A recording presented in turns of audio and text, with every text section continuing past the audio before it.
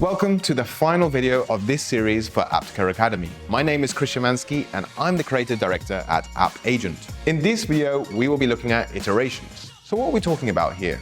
Imagine you have a winning creative. What happens next? You don't just simply move on to your next idea. You make iterations or variations of that creative to make more winners. This is what we call a scalable creative. Making iterations doesn't only give you a fresh batch of creatives that you know has a high chance of performing, it also allows you to pursue new creative angles. So how does this work?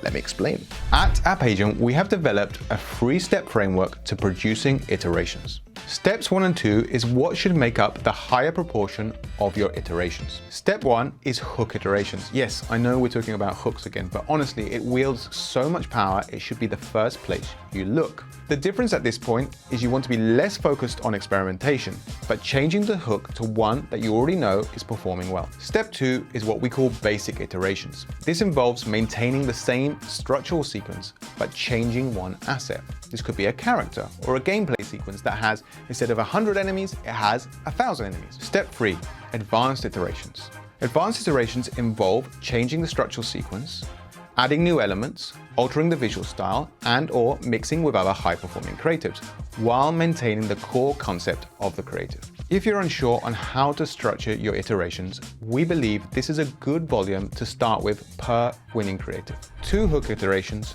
2 basic iterations, and 1 advanced iteration. When iterations are done correctly, you can have a large volume of creatives over a long period of time that all have good performance. This is why, when you are developing your creative directions and your concepts, it's important to keep in mind what is the iteration potential of those concepts. Some ads are simply more easy to iterate on than others.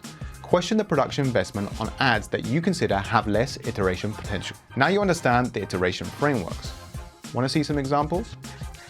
This creative for Supercell's Clash of Clans has been one of their top performers. It's a simple mechanic of showing a time-lapse of different hypnotic building sequences with relaxing music across different seasons. For the basic iteration, we kept the same structural sequence, but changed the base being built as well as the seasonal color tones.